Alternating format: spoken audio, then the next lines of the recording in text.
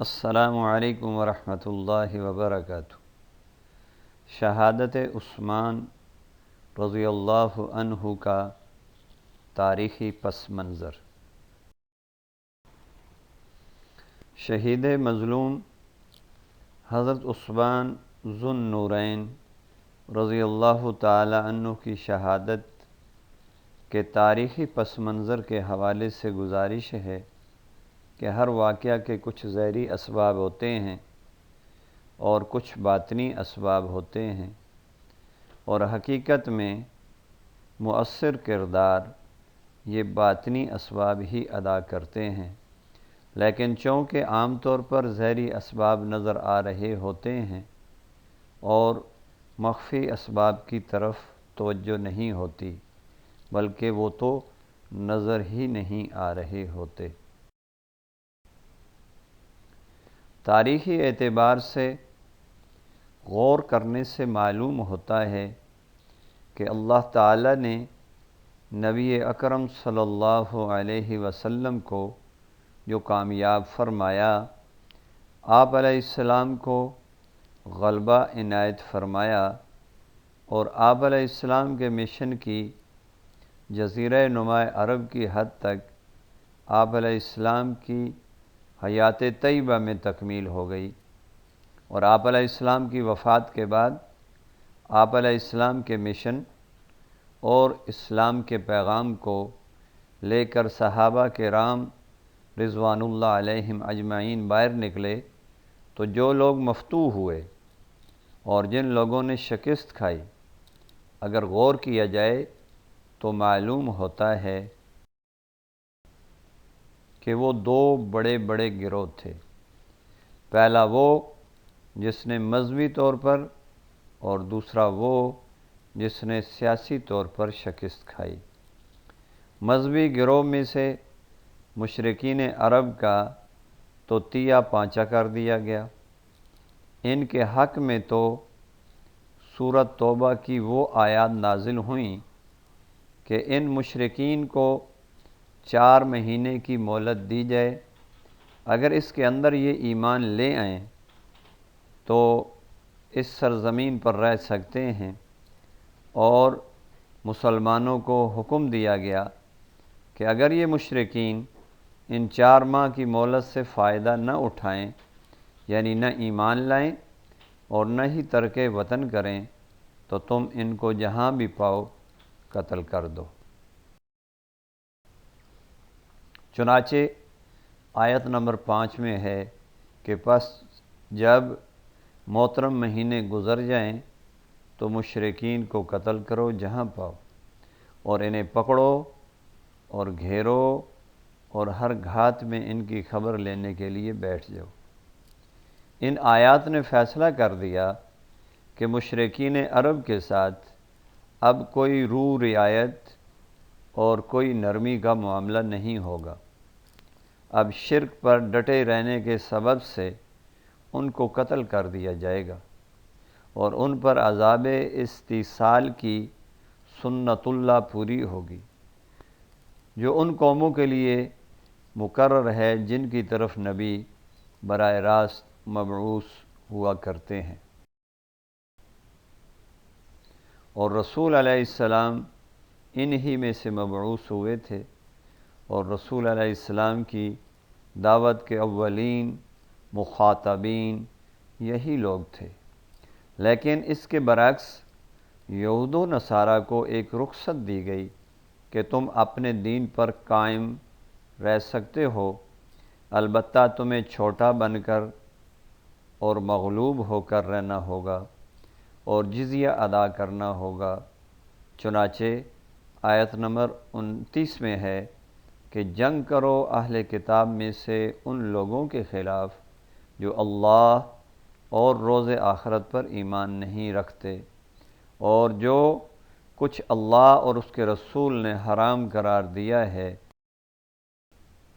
اسے حرام نہیں سمجھتے، اور دین حق کو اپنا دین نہیں بناتے۔ ان سے لڑو یہاں تک کہ وہ اپنے ہاتھ سے جزیہ دیں اور چھوٹے ہو کر رہیں۔ یہ رعایت تھی جو اہل کتاب کے ساتھ اسلام نے کی۔ اس رعایت سے اہل کتاب بالخصوص یہودیوں نے ناجائز فائدہ اٹھایا۔ ان میں جوش انتقام پہلے ہی سے موجود تھا، ان کی مذہبی سعادت ختم ہو چکی تھی اور ان کے نام نہاد تقوی کا بھرم کھل چکا تھا۔ ان کی حیثیت عرب میں کلی طور پر مغلوب اور ذمی کی ہو گئی تھی، جس پر جزیہ کی ادائیگی ان کے لیے بڑی شاک تھی۔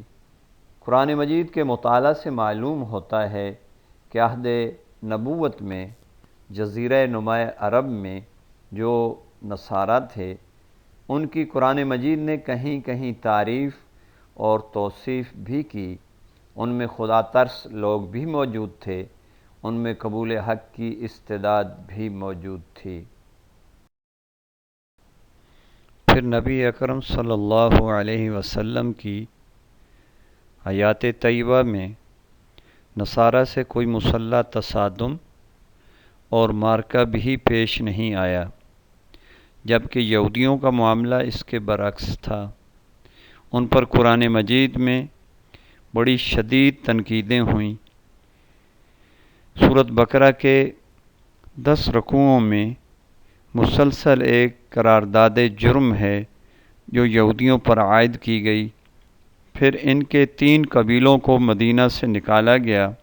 ایک قبیلے کی تعدی و سرکشی اور بدعہدی کی وجہ سے خود ان کے مقرر کردہ حکم کے فیصلے کے مطابق ان کے جنگ کے قابل تمام مردوں کو قتل کیا گیا۔ پھر خیبر، جو ان کا مضبوط ترین گڑھ تھا، جہاں مستحکم قلعہ بندیاں تھیں اور جہاں مدینہ سے نکلے ہوئے تمام یہودی جمع تھے اور وہ ہر طرح کیل کانٹے سے لیس تھے، وہ بھی مسلمانوں کے ہاتھوں فتح ہوا۔ لہذا سب سے زیادہ زخم خوردہ یہودی تھے۔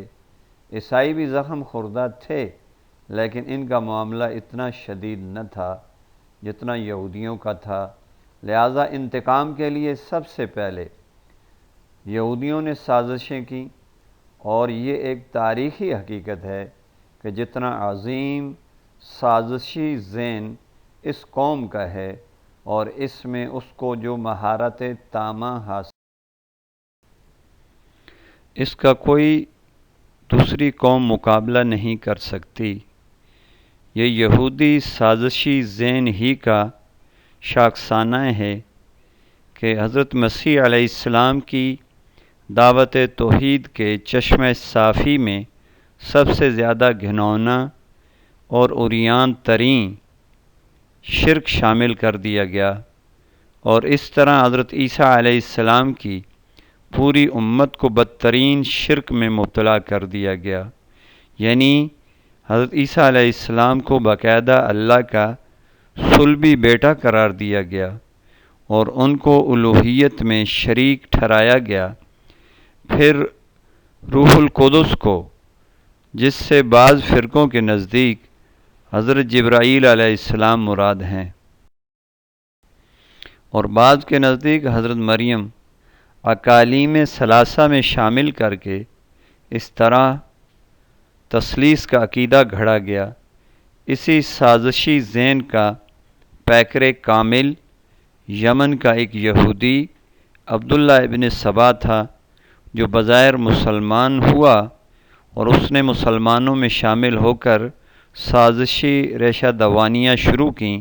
اس شخص نے اہل بیت کی محبت کا جھوٹا دعویٰ کیا، لیکن دل فریب لبادہ اوڑھ کر مفتوحہ علاقوں کے نو مسلموں میں اپنے کارکنوں کے ذریعے حضرت عثمان بن عفان رضی اللہ تعالی عنہ کے خلاف مہم شروع کی۔ ان سیدھے سادے نو مسلم عوام کی عقیدت کا رخ شخصیت پرستی کی طرف موڑ دیا۔ دوسری طرف اگر سیاسی اعتبار سے دیکھا جائے تو جب اسلام کو عروج حاصل ہوا تو دنیا میں 2 عظیم مملکت تھیں، ایک سلطنت روما جو 3 برے اعظموں تک وسیع تھی، اور یورپ کے اکثر ممالک، مغربی ایشیا کے چند علاقے، شمالی افریقہ کے تقریباً تمام ممالک کسرے روم کے زیر نگین تھے۔ دوسری عظیم سلطنت کسریٰ کی تھی، یعنی ایران کی۔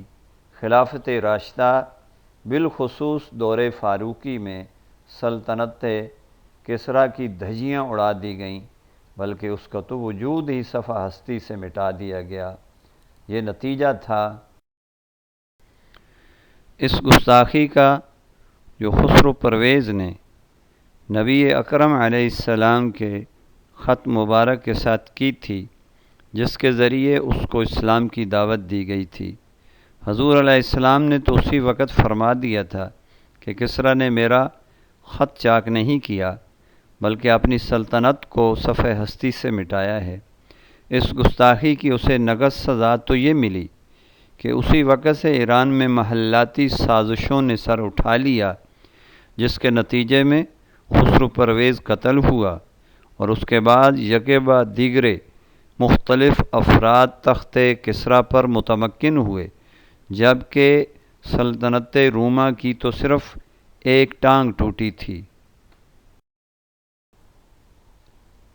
اس کے صرف مغربی ایشیا کے مقبوضات اور شمالی افریقہ میں سے صرف مصر حضرت عمر فاروق رضی اللہ تعالی عنہ کے دور میں اسلام کے پرچم تلے آئے تھے۔ یورپ کے جو ممالک کسریٰ روم کے قبضے میں تھے، وہ جوں کہ توں باقی رہے، اور سلطنت روما کا دبدبا کافی بڑی حد تک باقی رہا۔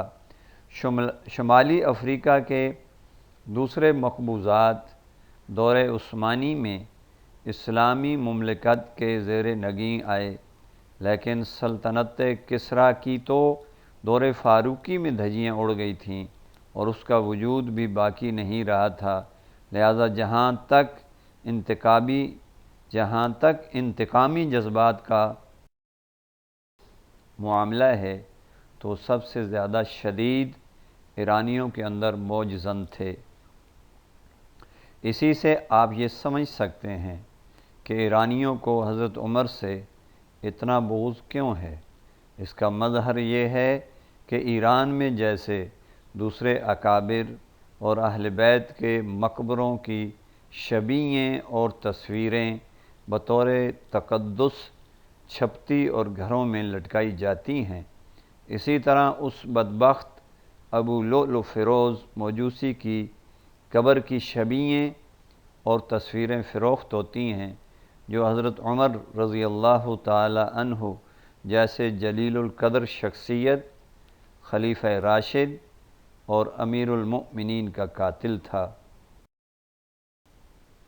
اور ستم بالا ستم یہ کہ اس کے نیچے یہ عبارت لکھی ہوئی ہے کہ قبر مبارک حضرت ابو لؤلؤ فیروز، انا للہ و انا الیہ راجعون۔ اس موجوسی کی قبر کی تقدیس اور اس کے نام کی توقیر صرف اس لیے ہے کہ اس نے حضرت عمر رضی اللہ تعالی عنہ کی حیات مبارکہ کا چراغ گل کیا تھا، جو ایران کے حقیقی فاتح تھے۔ گویا اسلام کے خلاف دو طرفہ سازشیں شروع ہوئیں، ایک جانب یہودیوں کی طرف سے جو مذہبی سیادت کے لحاظ سے زخم خوردہ تھے، اور دوسری جانب ان موجوسیوں کی طرف سے جو چاہے بظاہر مسلمان ہو گئے تھے، لیکن جو سلطنت کسریٰ کے صفحہ ہستی سے مٹ جانے کی وجہ سے شکست خوردہ تھے، آتش انتقام میں جل رہے تھے۔ نتیجتاً مذہبی اعتبار سے انتقام کے سب سے زیادہ شدید جذبات یہودیوں میں تھے، اور سیاسی اعتبار سے سب سے زیادہ انتقام کے جذبات ایرانیوں میں تھے۔ یہ دونوں ہی چاہتے تھے کہ دین کے چراغ کو اپنی سازشوں اور افواہوں سے گل کر دیا جائے۔ اس انتقام کی پہلی کڑی حضرت عمر رضی اللہ تعالی عنہ کی شہادت تھی، اس کے ذریعے خلافت اسلامیہ کو مٹانا چاہتے تھے، لیکن اسلام کے دشمنوں کو اپنے اس مقصد میں کامیابی حاصل نہ ہو سکی۔ حضرت عثمان رضی اللہ تعالی عنہ نے خلافت پر متمکن ہونے کے بعد حالات پر پوری طرح قابو پا لیا، بلکہ داخلی امن و امان اور استحکام کے ساتھ تمام سازشوں اور بغاوتوں کو نہ صرف کچل ڈالا بلکہ فتوحات کا دائرہ وسیع تر ہونے لگا۔ تو اب یہودی سازشی ذہن اور آگے بڑھا اور اس نے اپنی وہ خفیہ کارروائیاں تیز کر دیں جن کی بنیاد عبداللہ ابن سبا نے دور صدیقی میں رکھی تھی۔ اس سازشی کام کے لیے اس کو ایران کی سرزمین سب سے زیادہ سازگار نظر آئی۔ یہاں وہ عنصر بھی اچھی خاصی تعداد میں موجود تھا جو بظاہر مسلمان لیکن ذہناً موجوسی اور شاہ پرست تھا اور انتقام کی آگ میں جل رہا تھا، اور وہ سیدھا سادہ عوام بھی موجود تھے جن کی گھٹی میں شخصیت پرستی اور جو ہر بڑے اور ہر مقدس شخص کے اہل بیت کو بھی بڑا اور مقدس سمجھنے کے صدیوں سے خوگر تھے۔ لیکن اسلام اللہ کا آخری دین ہے، نبی اکرم علیہ السلام آخری نبی اور رسول ہیں، اور قرآن اللہ تعالیٰ کی آخری کتاب ہدایت ہے جسے اللہ نے محفوظ رکھنے کی خود ذمہ داری لے رکھی ہے۔ حضرت مسیح علیہ السلام کی شخصیت کو مسخ کیا گیا اور دین کا حلیہ بگاڑا گیا تو قرآن نے آ کر تصحیح کر دی، دین حق واضح ہو گیا۔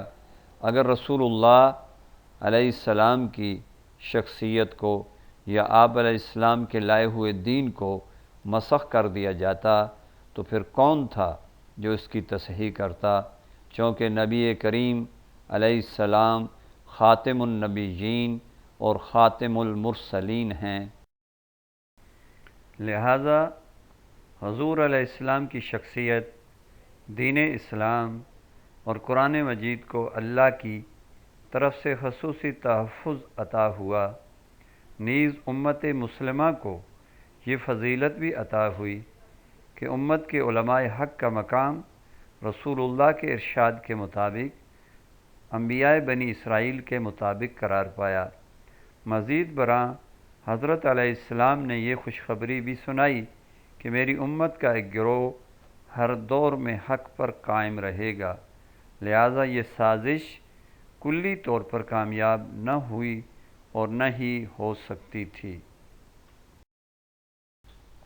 لیکن اس سازش کے گندے اور نجس انڈے بچے ہوئے تھے جن کے ہاتھوں خلیفہ ثالث عثمان ابن عفان رضی اللہ تعالی عنہ شہید ہوئے۔ علوی خلافت کا پورا دور فتنہ و فساد اور خانہ جنگی کی نظر ہو گیا، اور اس دور میں 84,000 مسلمان ایک دوسرے کی تلوار سے شہید ہوئے۔ یہ در حقیقت حضرت عثمان ابن عفان رضی اللہ تعالی عنہ کی مظلومہ شہادت کا خمیازہ تھا۔ جب کسی حقیقی بندہ مومن کو ستایا جاتا ہے، جب کسی مومن صادق کو ظلم و ستم کا نشانہ بنایا جاتا ہے، جب کسی اللہ والے کے دل کو دکھایا جاتا ہے، جب اللہ اور اس کے رسول کے کسی محبوب کا ناحق خون بہایا جاتا ہے، تو پھر اللہ کا غیظ و غضب بھڑکتا ہے اور مختلف صورتوں میں عذاب الہی کا ظہور ہوتا ہے، جس کی ایک بڑی المناک صورت آپس کی خانہ جنگی اور خون ریزی ہوتی ہے جو ہمیں دور علوی میں نظر آتی ہے۔ وما علینا الا البلاغ۔